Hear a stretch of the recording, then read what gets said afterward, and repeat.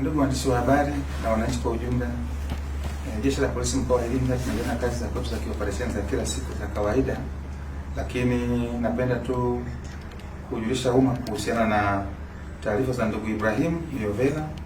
na wenzake watatu ambao ni Asajili Anthony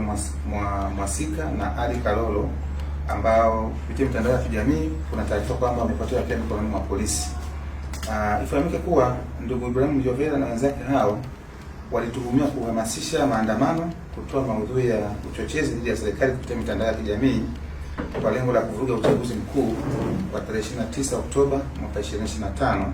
pamoja na kulea au kuhifadhi vijana waliotambulika kwa jina maarufu kama watoto wa mbwa, ambao malengo yao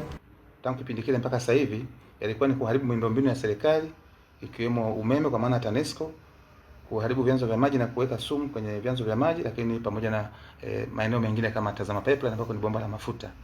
Baada ya kufanya ufuatiliaji, tarehe 24 mwezi wa 10, mtuhumiwa Asajili Anthony,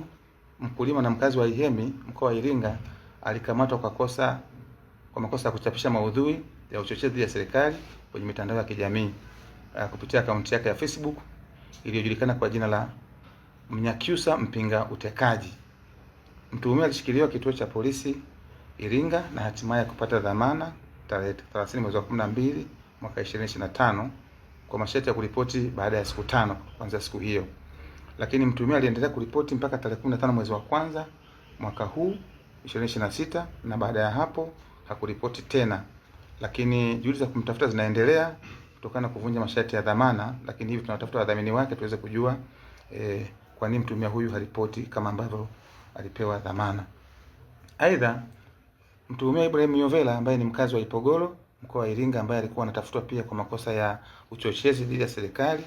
ambayo alikuwa anayafanya kupitia makundi ya WhatsApp ikiwemo kundi la MC4C Ruaha, ambayo yeye ndiye kiongozi kwa maana administrator, hakuweza kukamatwa baada ya kutoroka na kubadilisha mawasiliano tangu kipindi kile cha uchaguzi. Hata hivyo, tarehe 10 mwezi wa pili,